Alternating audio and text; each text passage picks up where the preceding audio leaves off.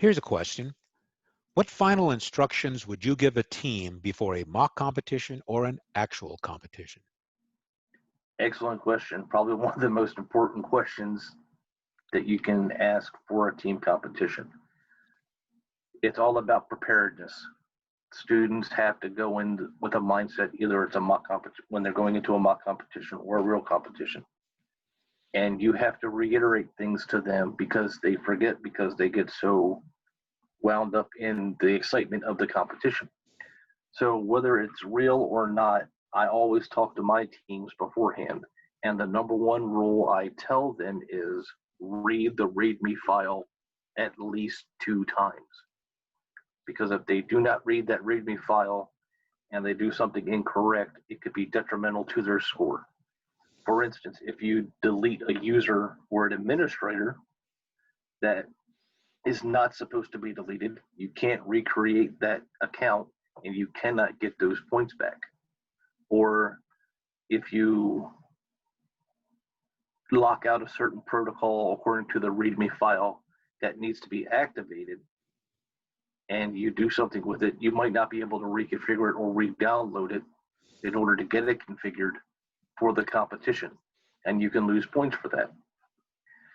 The number 2 thing is always do the forensic questions before doing anything else on the image right after you read the README file.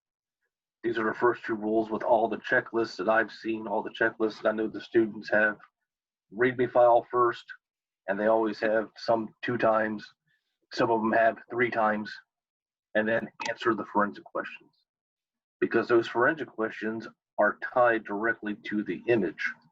And sometimes you have to go into one of the user accounts to get information to answer a forensic question.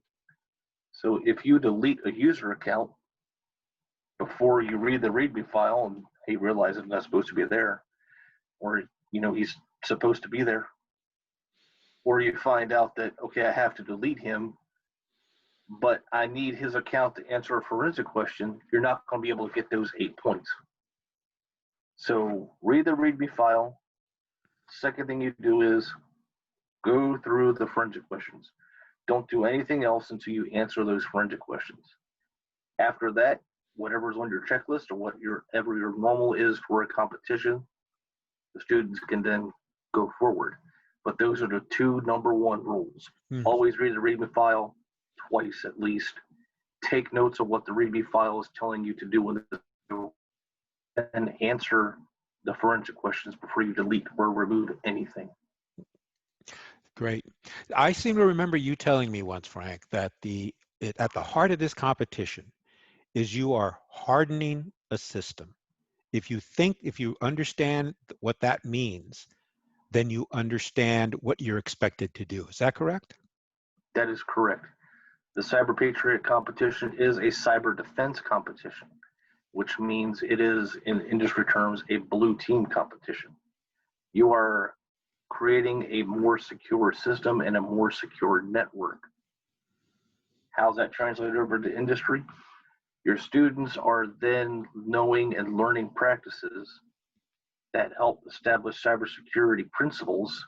So when they go into a work environment, they already have a set skill set and understand how to build a proper defense, how to make sure a workstation is protected, how to set basic firewall rules on a workstation, how a network can be used as its first line of defense against an attacker, and how it's properly built can be very detrimental to the defense of an organization or a company. Thank you. You're welcome. Thank you.